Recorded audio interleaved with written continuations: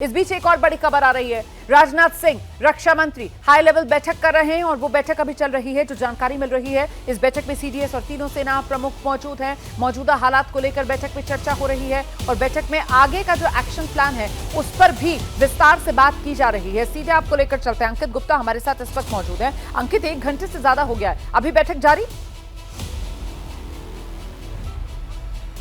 जी बिल्कुल, बैठक जारी है। देखिए, शुरुआत में जो राजनाथ सिंह जब इस बैठक में शामिल हुए उससे पहले जो सीडीएस और डीजीएमओ ने तीनों सेना प्रमुख के साथ जो बैठक शुरुआत की थी और उसमें जो तमाम जानकारियां जो है सीडीएस के सामने भी रखी गई हैं और उसके बाद में जब राजनाथ सिंह वहां पर पहुंचे हैं तो राजनाथ सिंह के सामने वही सारी जानकारियां सीडीएस ने रखी हैं और उसके बाद में जो राजनाथ सिंह के जो कई सारे जो है उनके जहन में भी सवाल थे कि आखिर जो है हमने किस तरह से रिस्पॉन्ड किया है और पाकिस्तान की जो ये हरकत रही है, नापाक हरकत रही है, उसको लेकर के अब हमारी क्या आगे की रणनीति है। क्योंकि पाकिस्तान के बारे में हम सबको पता है कि वो जो है इन हरकतों से बाज नहीं आ रहा है। पिछली 2 रातों में हमने देखा है कि किस तरह से उसने सिविलियन इलाकों में अटैक किया है, जबकि भारत लगातार ये कहता रहा है कि हमारा जो पूरा ऑपरेशन रहा है, जो स्ट्राइक रही है, वो उन ठिकानों पर रही है जहां पर आतंकियों के गढ़ थे। लेकिन पाकिस्तान अपनी नापाक हरकतों के चलते वो एक तरफ भारत जहां आतंकी के जो उनके गढ़ है वहां हमला कर रहा है, तो पाकिस्तान हमारे सिविलियंस के ऊपर यानी कि हमारी आम जनता के ऊपर हमला कर रहा है, जिसमें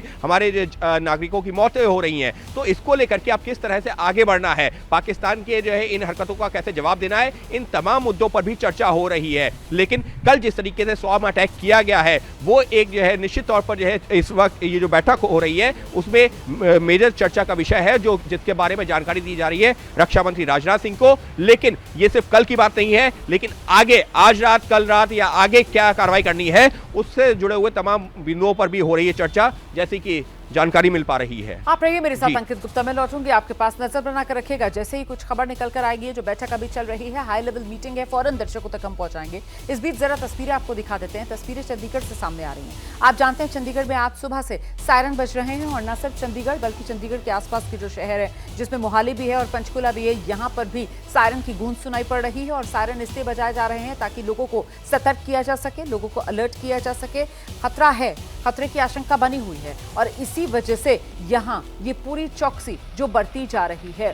देखिए किस तरीके से पुलिस गश्त पर यहाँ नजर आ रही है। ये चंडीगढ़ की तस्वीरें आपके सामने है। रह रहकर यहाँ पर सायरन बजाया जा रहा है। लोगों से अपील की जा रही है कि लोग जो हैं वो जरा जागरूक रहें, लोग जो हैं वो जरा अलर्ट रहें और लोग जो हैं वो अपनी सुरक्षा खुद करें। अगर जरूरत ना हो तो घरों से बाहर ना निकलें, घरों में भी अपने घर की बालकनी या खिड़कियों के नजदीक ना आए, घर की छत पर ना जाएं। ये अपील लगातार चंडीगढ़ में लोगों से की जा रही है।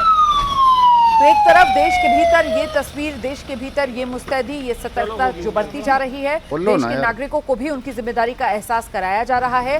देखिए सेना सक्षम है, सेना मुस्तैद है, सेना आपकी सुरक्षा के लिए सरहद पर डटी हुई है। लेकिन आप भी एक जिम्मेदार नागरिक के तौर पर अपना फर्ज निभाइए। आप भी अपनी सुरक्षा को लेकर सतर्क रहिए, चौकस रहिए। लेकिन इस सब के बीच सबसे महत्वपूर्ण ये बैठक हो जाती है, जो हालांकि ये हम जानते हैं कि एक तरीके से ये रूटीन का मामला होता है। जो तीनों सेनाओं के प्रमुख होते हैं, सीडीएस होते हैं, रक्षा मंत्री से मिलते हैं, उनको अपडेट करते हैं इस तरीके की सिचुएशन में।